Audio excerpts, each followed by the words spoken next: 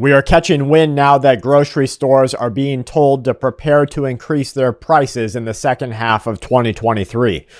This is because the grain deal in Russia fell apart. 60,000 tons of grain were destroyed in one port just due to a night attack that took place at the Russian Federation of Odessa's region. The Minister of Agricultural Policy and Food in the region said that the grain destroyed by the Russian army should have been loaded up into a large ship and sent through the corridor, what they call the grain corridor, 60 days ago. This grain, they warn, is needed by other countries, most often the countries in the Middle East or in Africa.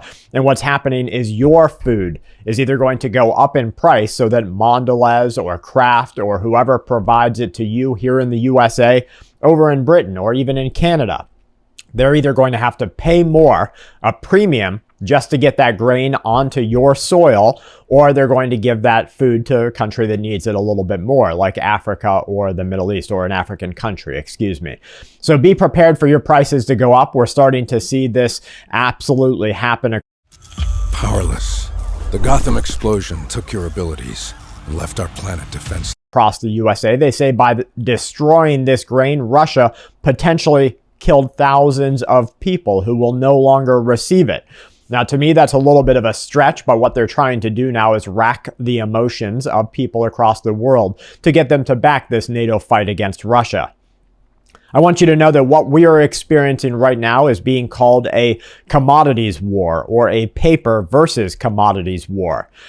Back in May, China decreased their holdings of the U.S. Treasury bond to a 12-year low. This is the second largest creditor to the United States of America, decreasing their bonds holding. They are stockpiling gold right now. They are warning that foreign trade is going to begin facing an extremely severe situation here in the next couple of weeks. Get ready. Your dollar is going to fall apart. Turkey and the United Arab Emirates are raising their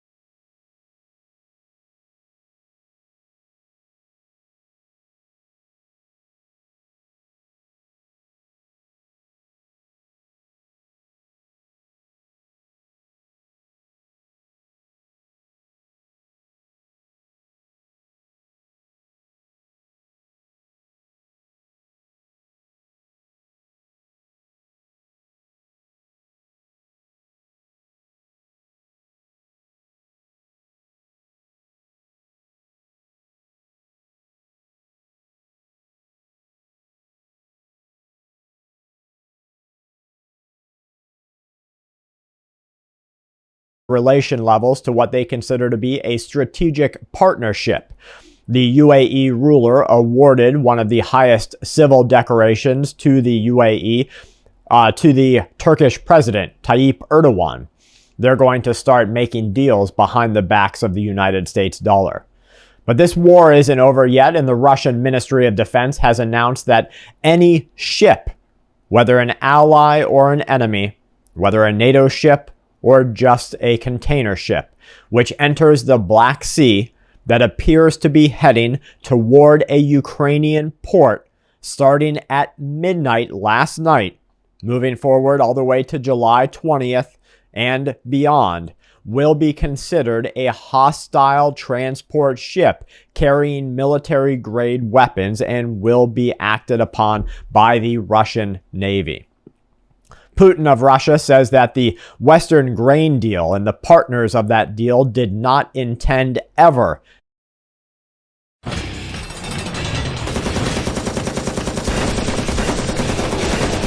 to implement the deal for Russia.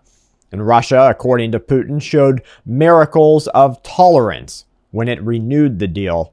And now it has shown the world that Russia's tolerance is wearing thin. The United States of America announced in a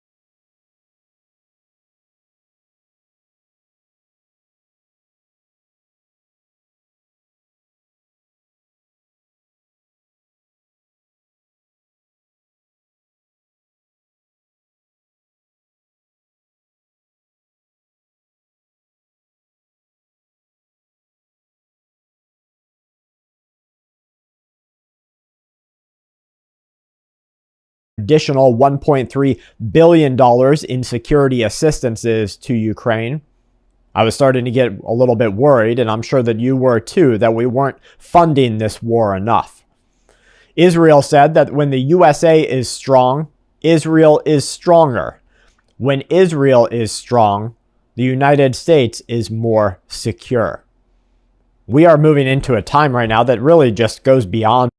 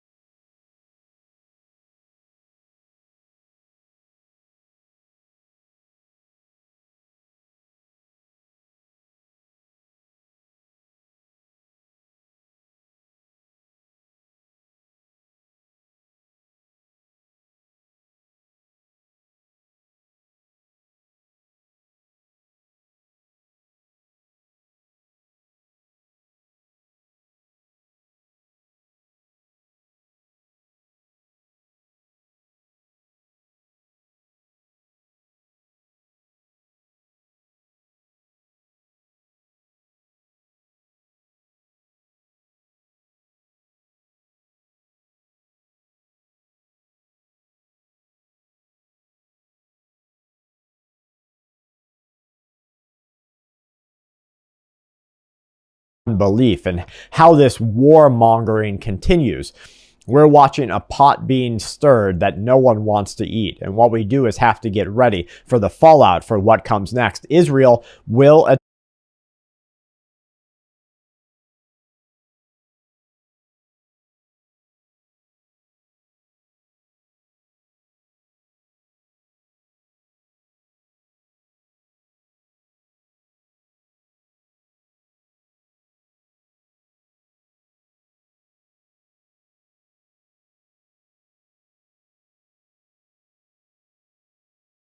attack the Russian by proxy Iranian nuclear sites. This will spill radiation across the Middle East.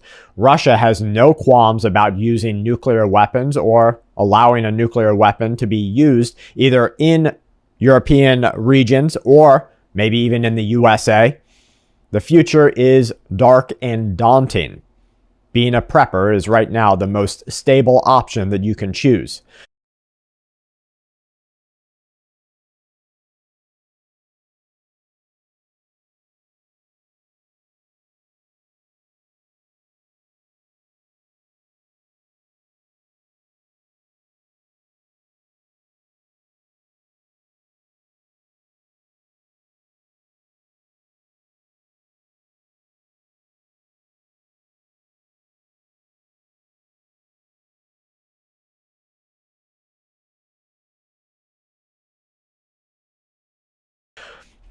Now, in new textbooks that we have seen on the history of Russia, these textbooks show high school students what history is like, what modern times are like. They're going to be studied by high school students starting